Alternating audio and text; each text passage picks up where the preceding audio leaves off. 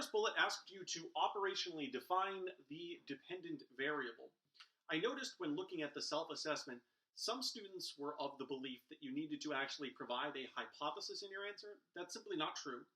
The if-then format of the hypothesis is merely a method of identifying what is the dependent variable in a given study.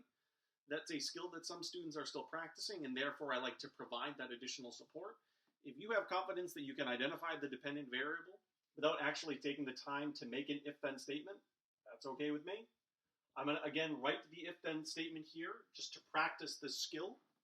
In terms of the actual FRQ, you only need to do what the bullet asks, operationally define the dependent variable. In this study, we were testing, or the researchers were testing, if perceived health conditions,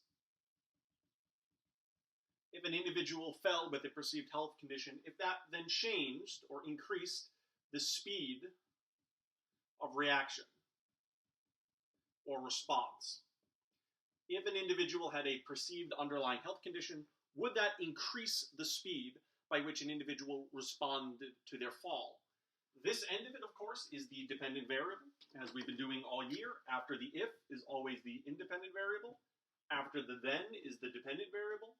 The only thing that you would need to write in this bullet, though, is this end of your if-then hypothesis. In this case, if you look at the prompt, the exact wording that was used was the amount of time necessary to respond to the fall. In like the third or fourth sentence from the bottom, you will find Dr. Sanchez recorded the amount of time or how long it took for the participants to respond to the person who fell. So recorded the amount of time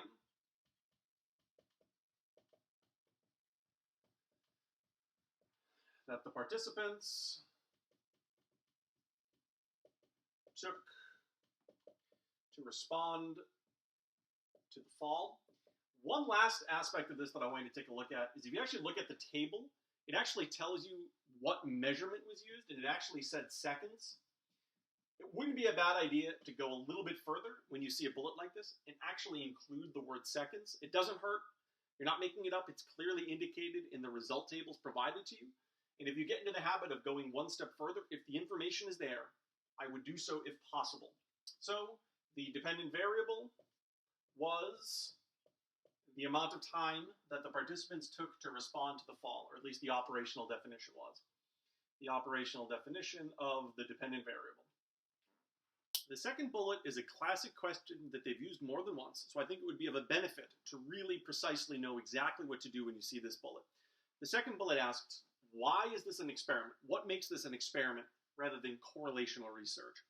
There are two definitive answers that the College Board has accepted when this question has been asked. The first is random assignment was used. The only type of research that uses random assignment is an experiment. That's when you have 30 people who show up to your lab and you randomly break them into two groups of 15 so that one group experiences the independent variable and the other doesn't. One group is your experimental group, one is your control group, or perhaps your placebo condition, depending on the research that's being conducted. So one simple answer in one single sentence is, this is an experiment rather than correlation because random assignment was used. That would be simple enough and clear-cut enough.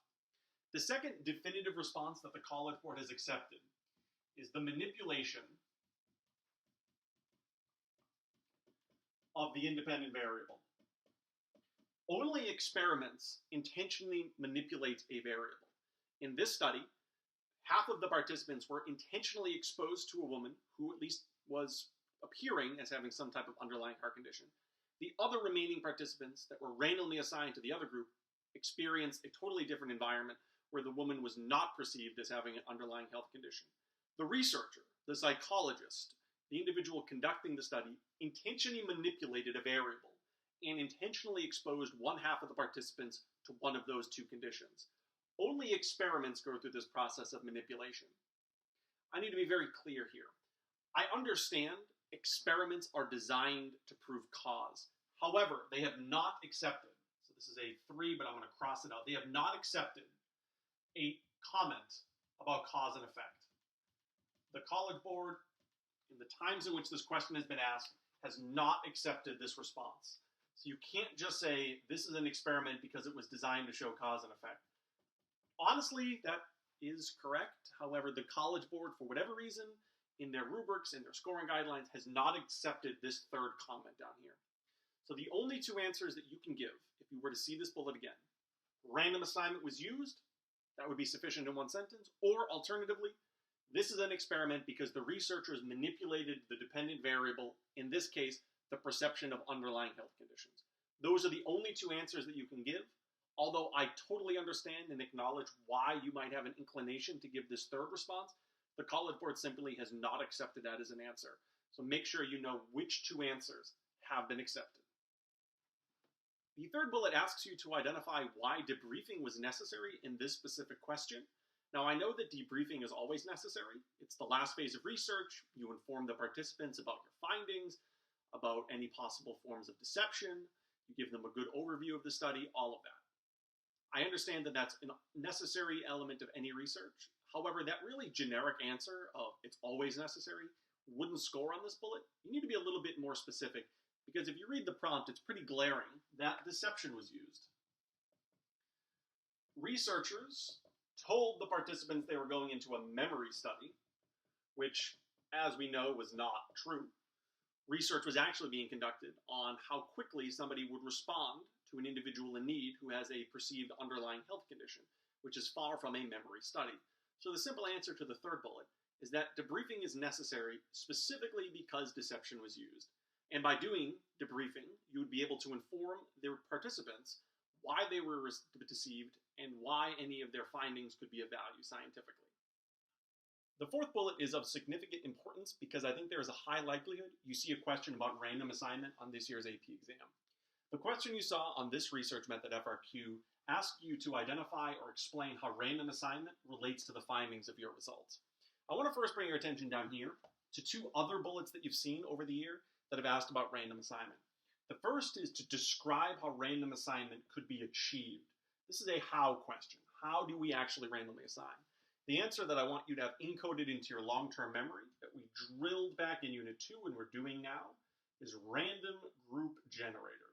And you wouldn't just write 3 words. You would actually say random assignment could be achieved through random group generator. It's like 7 or 8 words.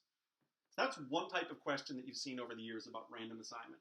The next one was a recent question that you saw just a few days ago where it asked you to identify the research procedure used to make groups in this FRQ.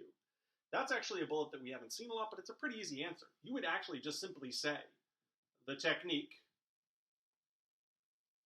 was random assignment. It would only take 6 or 7 words. Very quick, very easy. The technique used was random assignment. Now, this bullet up here is a little bit different. What does the process of random assignment do to your results? Actually going through the process of random assignment is partially one of the reasons you can actually make a cause and effect statement. If you conducted an experiment without random assignment, nobody would accept your findings as scientific. The actual process of random assignment is what enables you to actually say a cause and effect relationship. Why?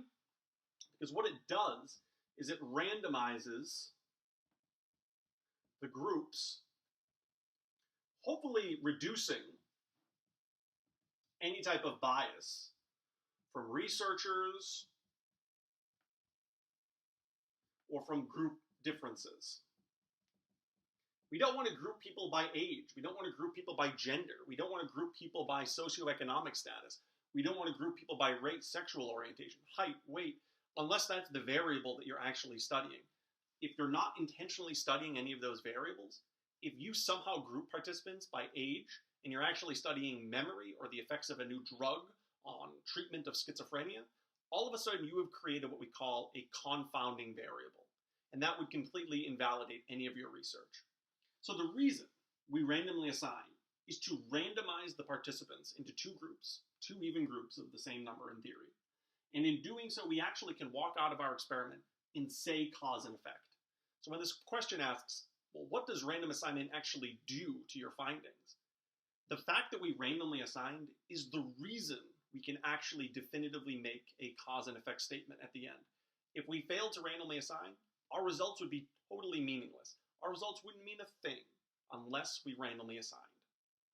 All right, the last bullet in the FRQ was to identify what statistical significance actually means in the context of your results. When you see a study and it says the mean differences between the groups were significant, or there was found to be statistical significance, what does all of that mean? That means you actually did prove, you proved cause and effect, which means your findings were not due to luck. So if you take a look back at the results at the tables provided, you would notice that it did in fact take more time to respond to the individual in need if it was not perceived that they had a health condition. If that individual was perceived as having some type of underlying health condition, participants did in fact respond quicker in less time, calculated by seconds, as our operational definition of the dependent variable indicated. Now, when you are provided with a sentence that indicates that the mean difference between the results or between the groups was significant or exhibited statistical significance, that actually means that you proved cause and effect. Meaning you could actually say perception of a health condition does cause an increase in response time. It's actually a decrease in response time. My bad. A decrease in response time. It took less time because of the underlying perception of a health condition. So to answer this bullet, you would need ideally something that indicates either of these. Technically, this has scored broadly with you just saying it proved cause and effect. That's what statistical significance means. I would prefer you be a little bit more thorough and say, that would mean that the findings were not just dumb luck, not just chance, that the perception of a health condition did or does cause, in this case, a decrease in response time.